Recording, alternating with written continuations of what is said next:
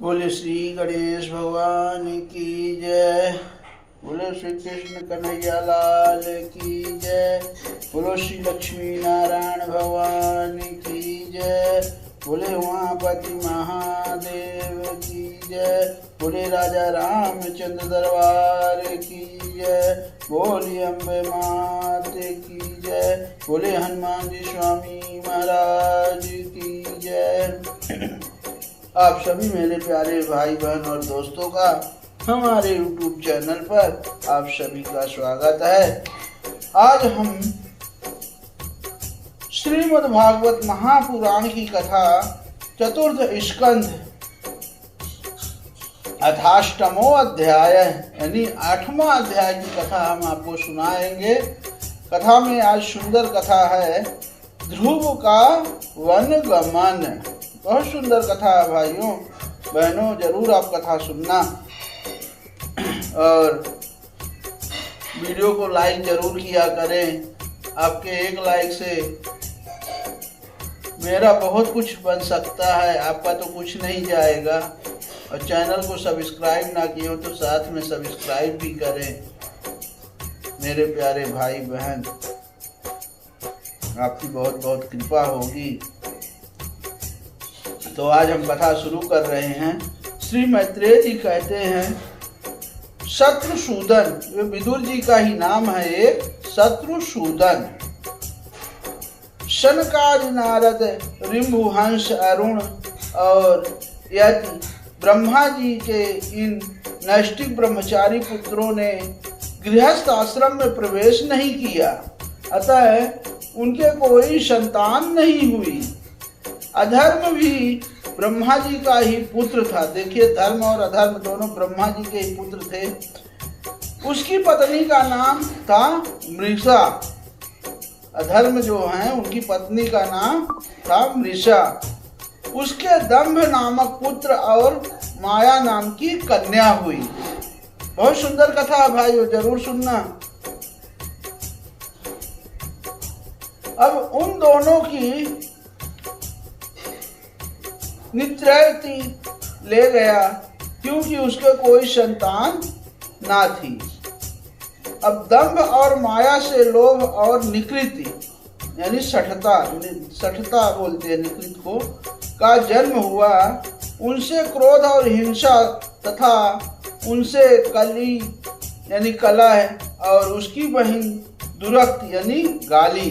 देखिए, ये सब भगवान के ही बनाए हुए सब हैं, उत्पन्न हुए। अब साधु शिरोमणे मैत्रेय जी कहते हैं कि विदुर जी,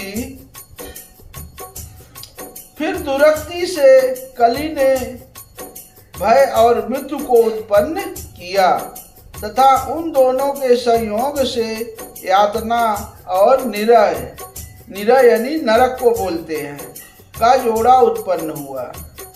अब निष्पाप विदुर जी, इस प्रकार मैंने संक्षेप में तुम्हें प्रलय का कारण रूप यह अधर्म का वंश सुनाया।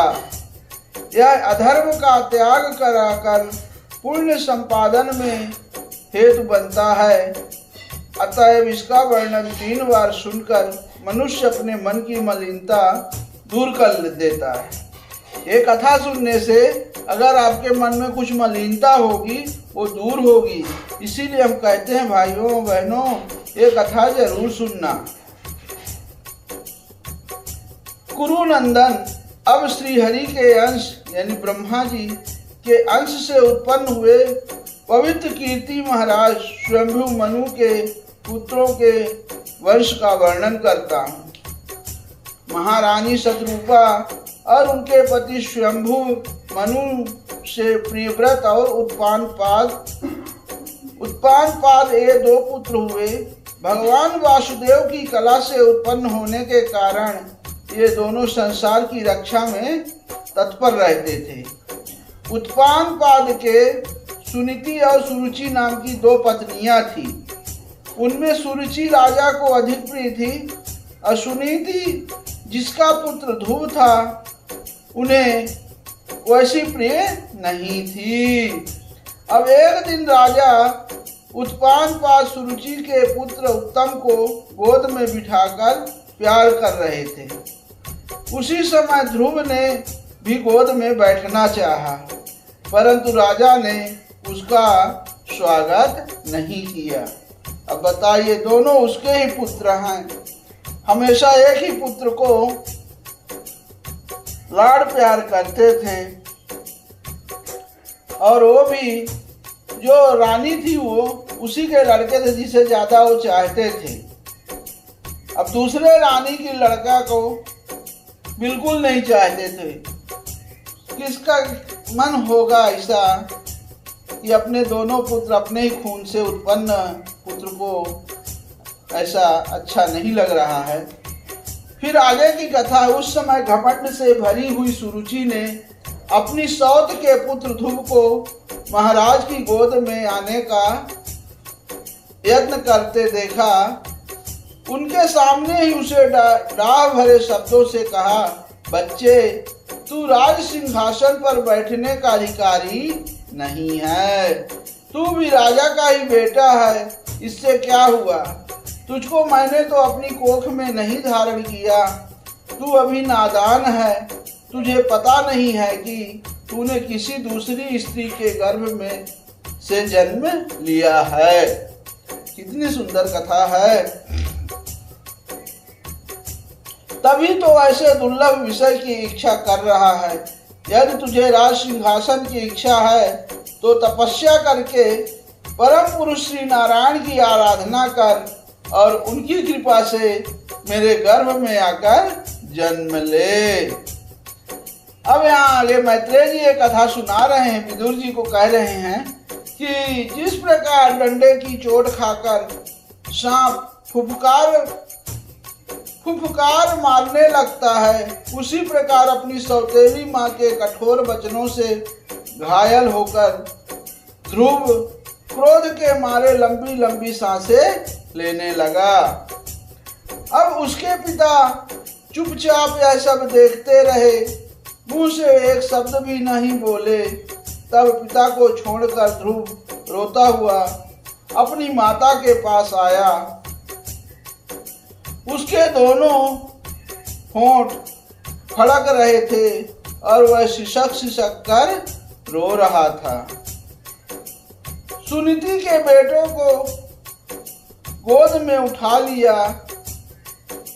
सुनीति ने अपने बेटे को गोद में उठा लिया और जब महल से दूसरे लोगों ने अपनी सौत सुरुचि की कही हुई बातें सुनी, तब उसे भी बड़ा दुख हुआ। उसका धीरज टूट गया। वह दावानल से जली हुई बेल के समान शोक से संतप्त होकर मुरझा गई तथा विलाप करने लगी। सौद की बातें याद आने से उसके कमल सरीखे नेत्रों में आंसू भर आए। उस बेचारी को अपने दुख पारावार का कहीं अंत ही नहीं दिखाई देता था। उसने गहरी सांस लेकर ध्रुव से कहा, बेटा, तू दूसरों के लिए किसी प्रकार के अमंगल की कामना मत कर।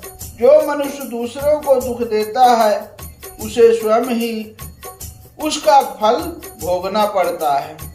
देखो अपने बच्चे को कितनी अच्छी शिक्षा दे रही हैं सुनीति माता। आजकल वही शिक्षा देना चाहिए, लेकिन आजकल कहाँ है।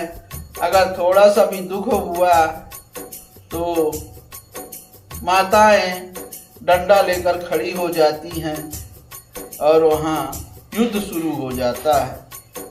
इसीलिए अपने बच्चे को ही समझाने का कोशिश किया करें। भगवान उसके किस्मत में क्या लिखा है किसी को पता नहीं है। कब भाग्य बदल जाए ये कौन जानता है। इसीलिए धार्मिक कहानियाँ जो हैं, धार्मिक कथाएं, उनको जरूर सुनना चाहिए, जिससे मन को शांति मिलती है।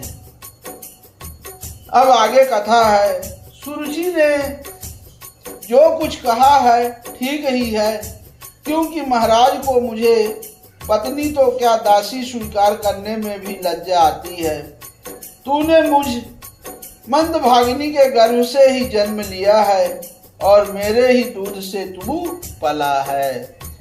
ऐसा सुनीति माता ध्रुव को बोल रही हैं। अब बेटा,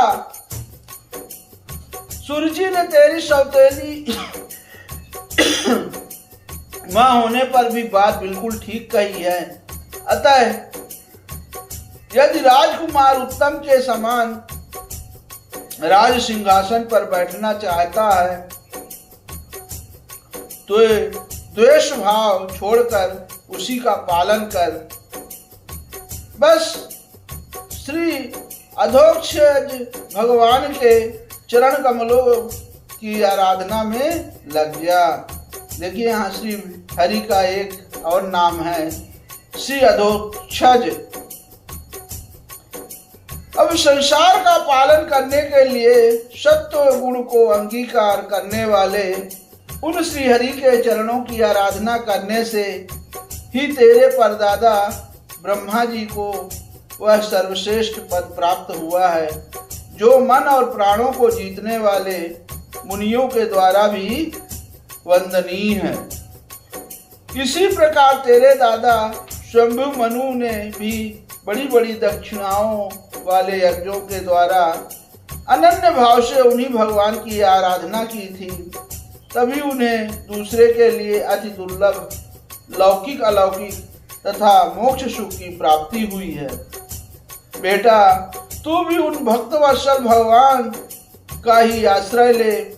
जन्म मृत्यु के चक्र से छूटने की इच्छा करने वाले मुमुक्षु लोग निरंतर उन्हीं के चरण कमलों की मार्ग की खोज किया करते हैं। तू स्वधर्म पालन से पवित्र हुए अपने चित्र में श्री पुरुषोत्तम भगवान को बैठा ले तथा अन्य सब का चिंतन छोड़कर केवल उन्हीं का भजन कर। श्रीमन्नारायण नारायण हरि हरि, श्रीमन्नारायण नारायण हरि हरि। अब आगे कथा है। श्री मैत्रेय जी कहते हैं, माता सुनीति ने जो वचन कहे हैं वो अभीष्ट वस्तु की प्राप्ति का मार्ग दिखलाने वाले थे। अतः उन्हें सुनकर ध्रुव ने बुद्धि द्वारा अपने चित्त का समाधान किया।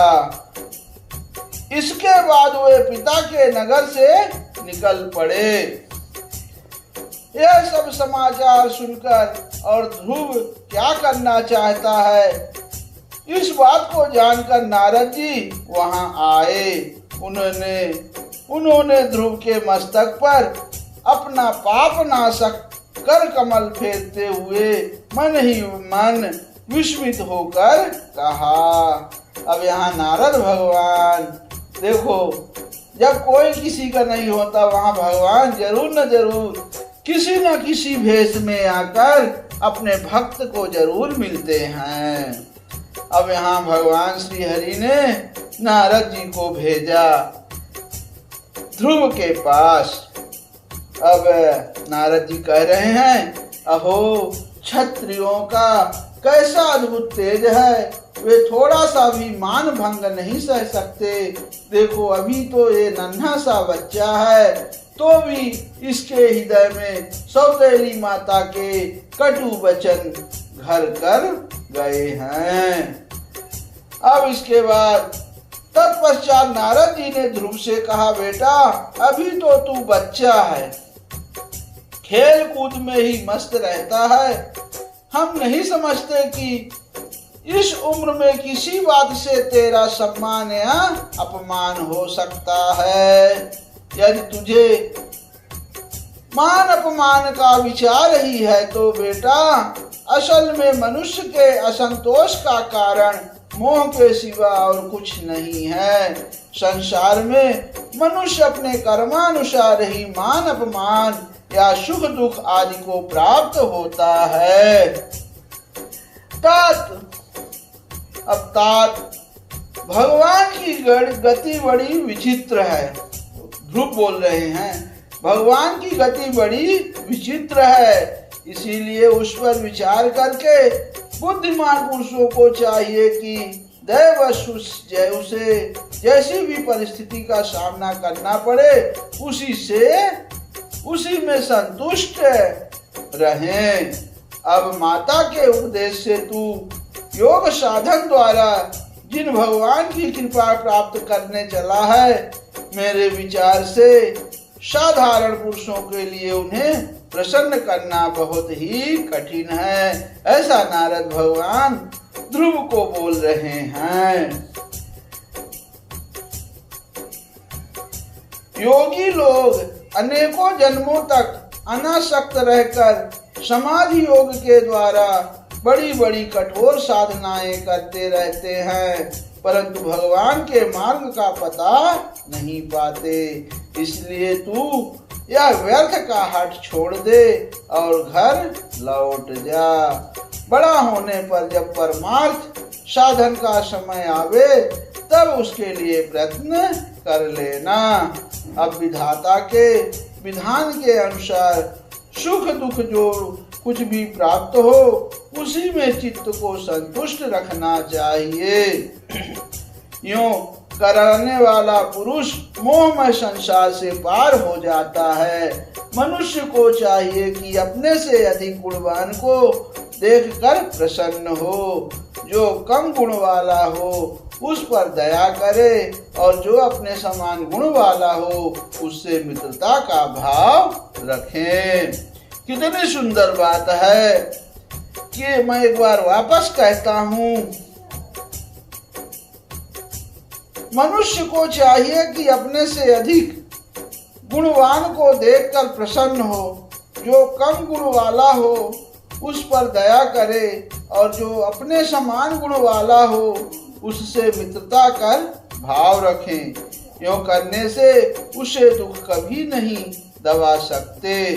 ध्रुव ने कहा भगवान, अब देखिए यहाँ बालक ध्रुव ने कहा भगवान, सुख दुख से जिनका चित्त चंचल हो जाता है उन लोगों के लिए आपने कृपा करके शांति का यह बहुत अच्छा उपाय बतलाया, परंतु मुझ जैसे अज्ञानियों की दृष्टि यहाँ तक नहीं पहुँच पाती। इसके सिवा मुझे घोर क्षत्रिय स्वभाव प्राप्त हुआ है, अतएव मुझे विनय का प्रायः अभाव है। सुरुचि ने अपने कटु वचन वाणों से मेरे हृदय को विदीर्ण कर डाला है, इसीलिए उसमें आपका यह उपदेश नहीं ठहर पाता। ब्राह्मण, मैं उस पद पर अधिकार करना चाहता हूँ जो त्रिलोकी में सबसे श्रेष्ठ है तथा जिस पर मेरे बाप दादे और दूसरे कोई भी आरोहण नहीं हो सके हैं। आप मुझे उसी की प्राप्ति का अच्छा मार्ग बतलाइए। कितनी सुंदर कथा।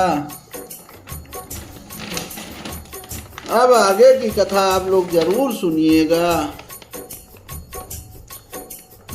श्रीमन नारायण श्रीमन नारायण नारायण हरि हरि।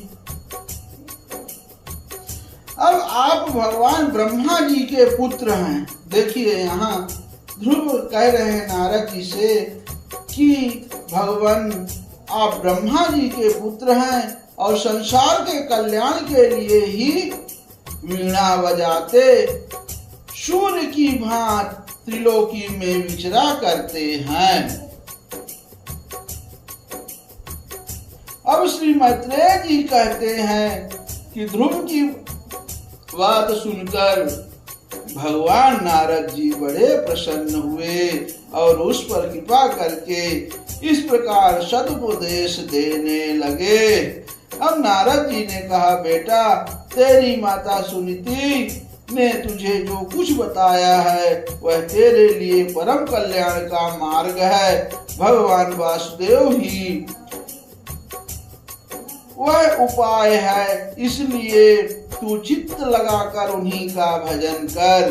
जिस पुरुष को अपने लिए धर्म, अर्थ, काम और मोक्ष रूप पुरुषार्थ की अभिलाषा हो, उसके लिए उनकी प्राप्ति का उपाय एकमात्र श्री हरि के चरणों का सेवन ही है। बेटा, तेरा कल्याण होगा। अब तू श्री यमुना जी के तटवर्ती परम पवित्र मधुबन को जा। वहाँ श्री हरि का नित्य निवास है। वहाँ श्री कालिंदी के निर्मल जल में तीनों समय स्नान करके नित्य कर्म से निर्वृत्त हो यथाविधि आसन बिछाकर स्थिर भाव से बैठना। फिर रेचक, पूरक और कुंभक 3 प्रकार के प्राणायाम से धीरे धीरे प्राण, मन और इंद्रिय के दोषों को दूर कर धैर्य युक्त मन से परम गुरु श्री भगवान का इस प्रकार ध्यान करना। अब भगवान के नेत्र और मुख निरंतर प्रसन्न रहते हैं। उन्हें देखने से ऐसा मालूम होता है कि वो प्रसन्नता पूर्वक भक्त को वर देने के लिए उद्धत है। उनकी नासिका, भौहें और कपोल बड़े ही सुहावने हैं। वे सभी देवताओं में परम सुंदर हैं। कहानी अच्छी लगी हो तो दोस्तों जरूर लाइक, कमेंट और शेयर करना। अब आगे की कथा है। उनकी तरुण अवस्था है। सभी अंग बड़े सुडौल हैं। लाल लाल होंठ और रत्नारे नेत्र हैं। वे प्रणत जनों को आश्रय देने वाले अपार सुखदायक शरणागत वत्सल और दया के समुद्र हैं। उन्हें वक्ष स्थल में श्री वत्स का चिन्ह है। उनका शरीर सजल जलधर के श्याम समान श्याम वर्ण है। वे परम पुरुष श्याम सुंदर गले में वनमाला धारण किए हुए हैं और उनकी 4 भुजाओं में शंख, चक्र, गदा एवं पद्म सुशोभित है। उनके अंग प्रत्यंग किरीट, कुंडल, कयूर और कंकड़ आदि आभूषणों से विभूषित हैं। गला कस्तुभ मणि की भी शोभा बढ़ा रहा है तथा शरीर में रेशमी पीतांबर है। उनके कटी प्रदेश में कांचन की करधनी और चरणों में स्वर्णमय नूपुर यानी पैजनी सुशोभित है। भगवान का स्वरूप बड़ा ही दर्शनीय, शांत तथा मन और नयनों को आनंदित करने वाला है। जो लोग प्रभु का मानस पूजन करते हैं उनके अंतःकरण में वे हृदय कमल की कर्णिका पर अपने नख मणिमंडित मनोहर पादार बिंदों को स्थापित करके विराजते हैं। इस प्रकार धारणा करते करते जब चित्त स्थिर और एकाग्र हो जाए तब उन वरदायक प्रभु का मन ही मन इस प्रकार ध्यान करे कि वे मेरी ओर अनुराग भरी दृष्टि से निहारते हुए मंद मंद मुस्कुरा रहे हैं। अब भगवान की मंगलमयी मूर्ति का इस प्रकार निरंतर ध्यान करने से मन शीघ्र ही परमानंद में डूबकर तल्लीन हो जाता है और फिर वहां से लौटता नहीं। राजकुमार, इस ध्यान के साथ जिस परम गुह्य मंत्र का जाप करना चाहिए वह भी बतलाता हूँ, सुन। इसका 7 रात जप करने से मनुष्य आकाश में विचरने वाले शुद्धों का दर्शन कर सकता है।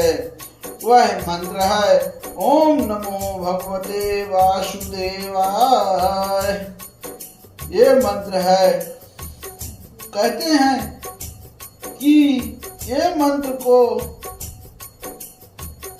7 रात जपने से मनुष्य आकाश में विचरने वाले सिद्धों का दर्शन कर सकता है।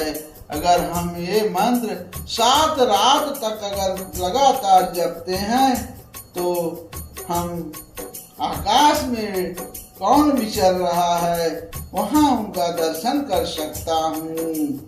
वो मंत्र है ओम नमो भगवते वासुदेवाय।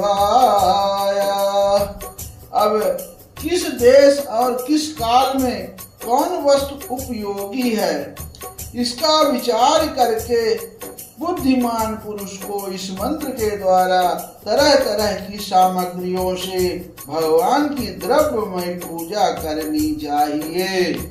अब सुनिए, प्रभु का पूजन विशुद्ध जल, पुष्पमाला, जंगली मूल और फलादि, पूजा में विहित दुर्वारी अंकुर, वन में ही प्राप्त होने वाले वल्कल वस्त्र और उनकी प्रेयसी तुलसी से करना चाहिए। यदि शिला आदि की मूर्ति मिल सके तो उसमें नहीं तो पृथ्वी का जल आदि में ही भगवान की पूजा करें। सर्वदा संयत चित्त, मननशील, शांत और मौन रहें तथा जंगली फल मूल आदि का परिमित आहार करें।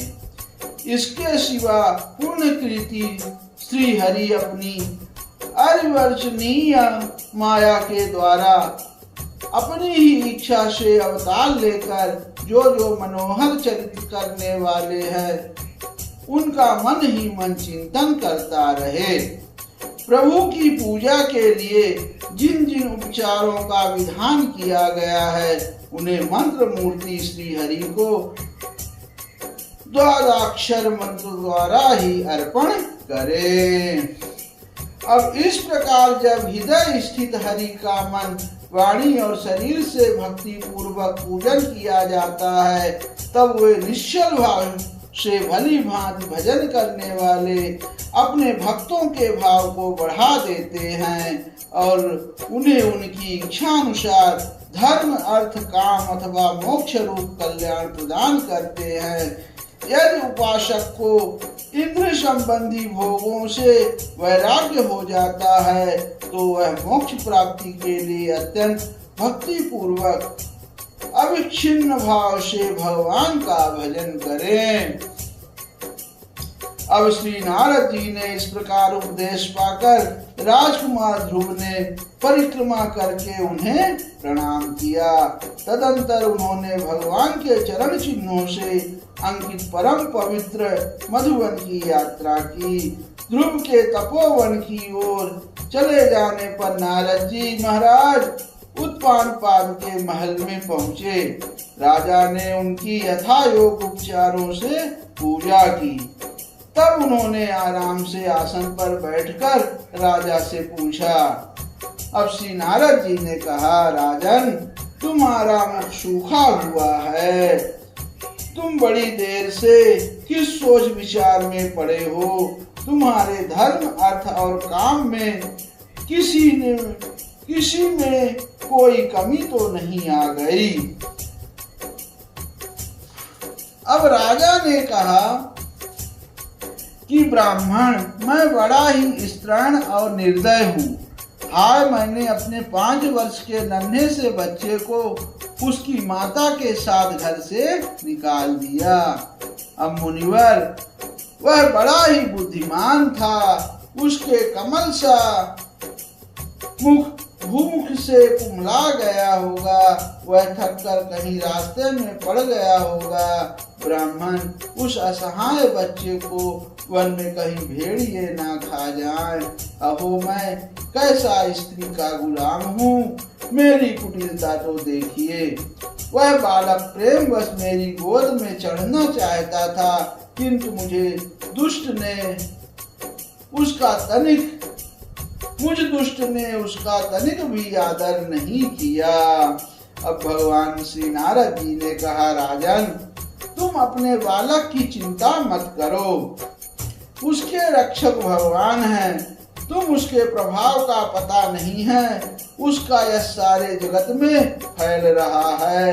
वह बालक बड़ा समर्थ है, जिस काम को बड़े बड़े लोकपाल भी नहीं कर सके, उसे पूरा करके वह शीघ्र ही तुम्हारे पास लौट आएगा।